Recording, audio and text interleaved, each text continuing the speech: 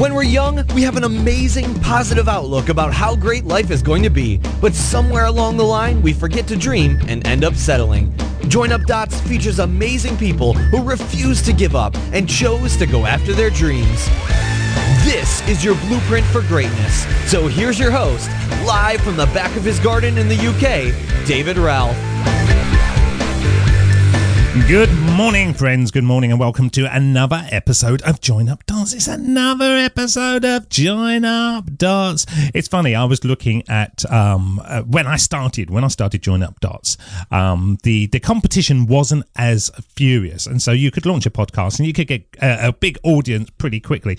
But now the audience goes up and down because there's too much choice. And so for anyone who stayed with me right from the early days, thank you so much. I really appreciate you. And for anybody that's come over across recently and is interested, hooked, inspired, motivated, delighted, infused about the content, then we got lots more coming. And we do try our best. We do try our best to vary it and make it a good listen. I actually listen to it myself, and there's some shows actually that I feel like I get too excited and then I speak too quickly. And I did a show recently, I can't even remember what it was about now, but I listened back to it and I thought, yeah, I like the content, but God, I went at it like a steam train. I was obviously inspired and infused. As my wife always says, David, go slower. And so I will try to learn and bring that into the podcast as well. Now, we did a show the other day which was about, we called it, you are an F up and accept it. It's that moment in your life when you realise that, hang on, I'm the captain of the ship. I'm the one directing the traffic, and I can blame everyone for the situations that I'm in, or my financial situation, or my relationship situation, but ultimately it's me. I've done it. And a lot of people connect with the show and they're looking for the magic wand where you can just wave it and you go, there you go, you've sent an email and your life is better. But it's not like that. It's not like that. And it takes time and it takes effort and it takes the ability to just go, oh, it is what it is. I say to my wife all the time, it is what it is. It doesn't matter what bad stuff occurs to me. And she goes, oh, I don't know how you're dealing with this, or I don't know. It is what it is. I can't determine that I'm going to have great things happening all the time. That life isn't like that.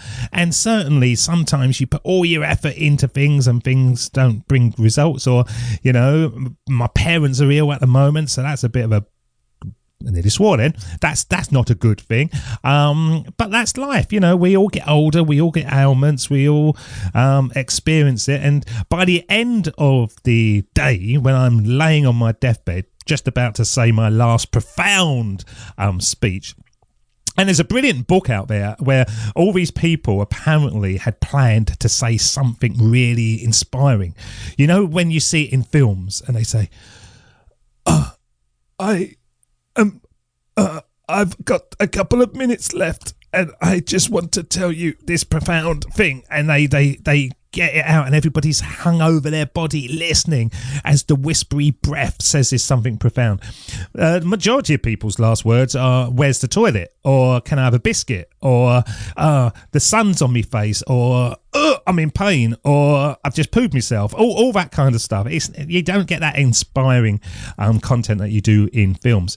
And so on my very last day, when I'm certainly not going to be doing a podcast, I'll just go, it is what it is. That was my life. It had its good moments, it had its bad moments, it had its great moments, it had memories, friendships lost, loves gained. You know what it's like. And I can't do anything more than what I can do to make it as I want it to be.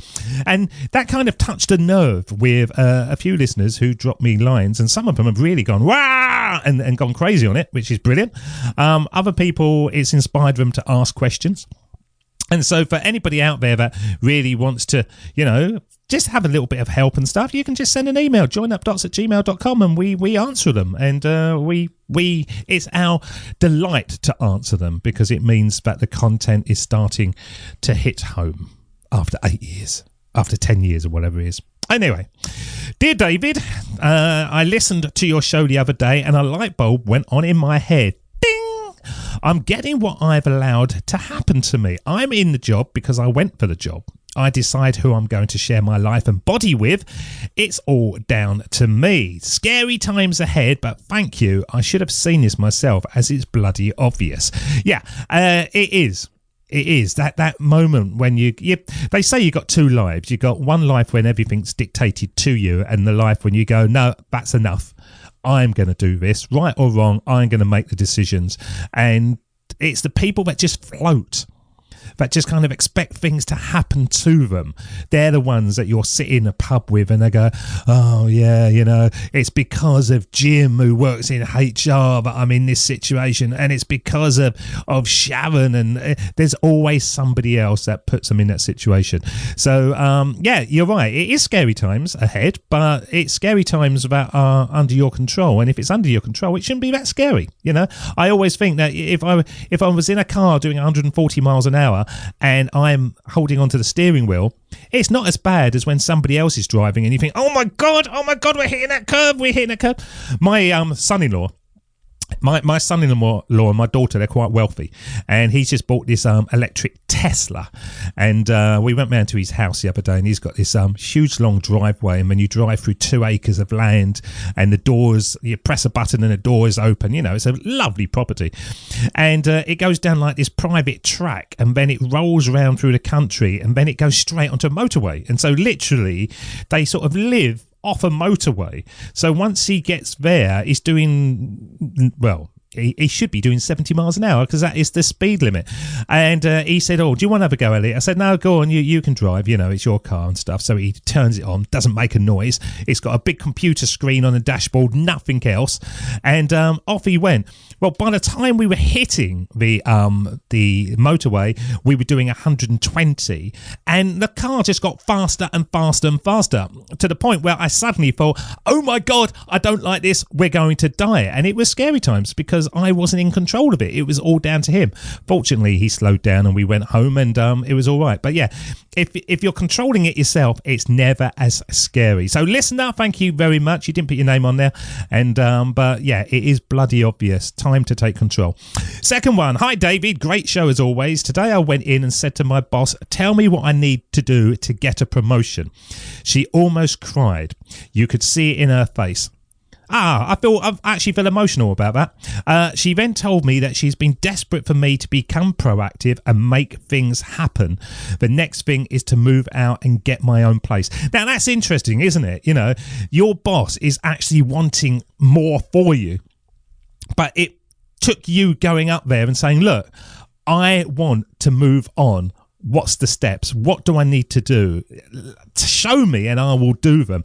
Most bosses are like that. Most bosses don't like paying money if they just think you're floating around, you're not doing anything. If you sit them down and say, look, I love this company, but I feel like I'm stagnating. What do I need to do? What's the steps to get on the next rung of the ladder? They're going to be a rubbish boss if they're going to say, I'm not going to tell you, or what a stupid idea. They're going to love that. They're going to love that. So yeah, brilliant. So you've become proactive. You're going to make things happen. And all you did was sit there and say, I'm in control of this and I need your help. Okay.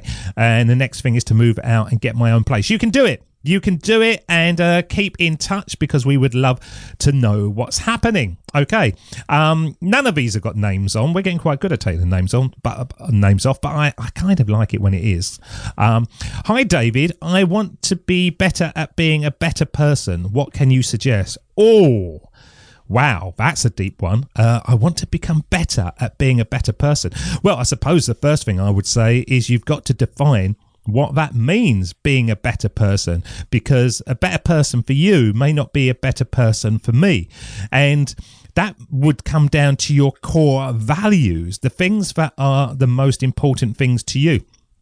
So on certain level, we all had the same things. We want to have better relationships. We want to have more income. We want to be better listeners. We want to have more time for the family. We want to be more considerate lovers. We just want to be better people. But some of that may not apply to you. So what I would say is, first thing is, sit down and think, what are the things that annoy me about other people when they're doing it to me? One of the things that really annoys me is when I'm talking to someone and their phone rings in their pocket.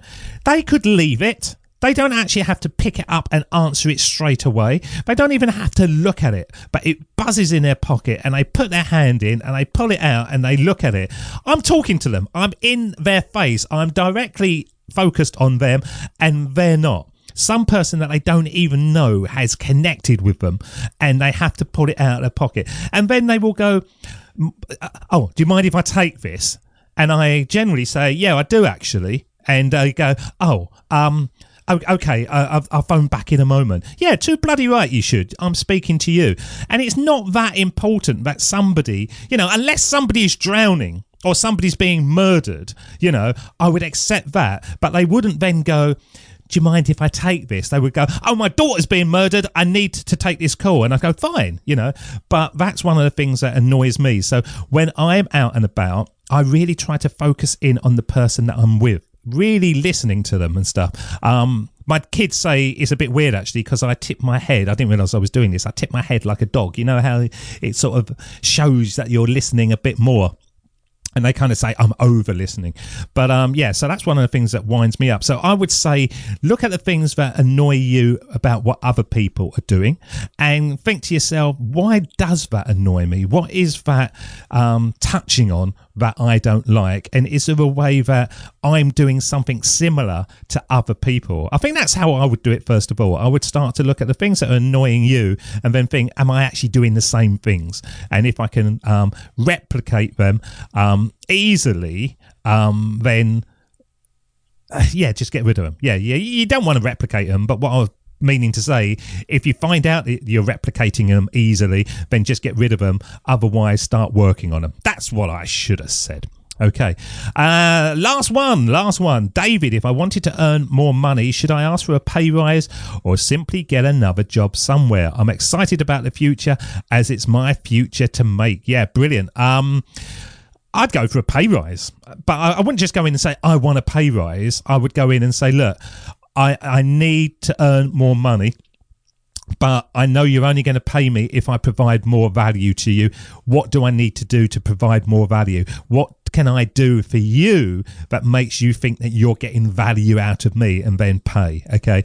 Most people will just go in and say, I want a pay rise. And the boss will say, no, you're on enough as it is. You're on that level. So go in and say, look, I want to earn more money, but you're only going to pay me if I provide more value to you. I would do that first of all. And as an ex-manager of teams throughout the Essex and the London area, if somebody came in and said to me that, I'd go, yeah, all right, fine. Let's work on it. Let's look at it. And it's not about just saying, oh, right, do another 6 hours.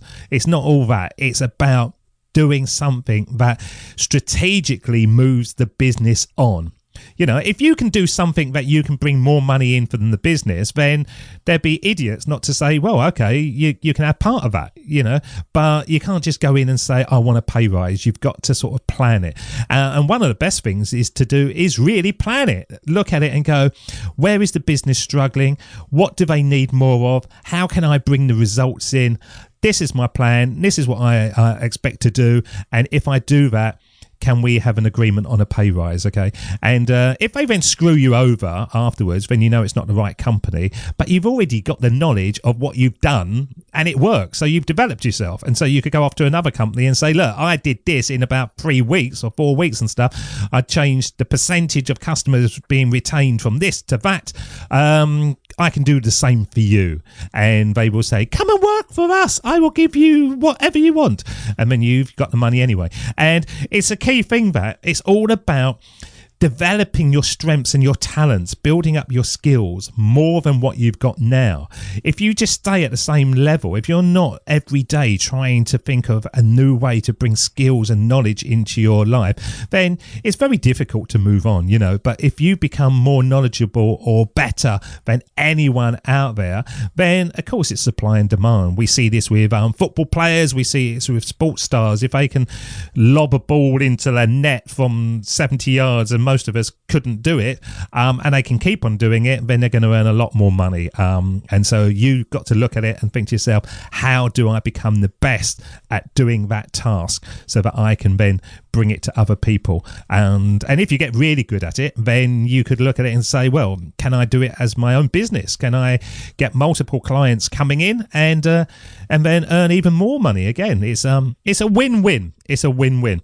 So I don't know what we're going to call this show, but I suppose it's I don't know, a light bulb went off. The taking control or whatever. I don't know what we're going to call it.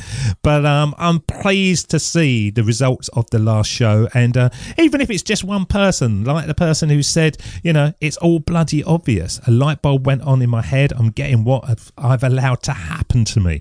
I'm getting what I've allowed to happen to me. And once you decide that it's up to you to change that, then things can change dramatically. As I always say in every show, for anybody who wants to have a chat with me, or if you don't want to have a chat with me and you want to speak to one of the team, then you can do that as well, I suppose.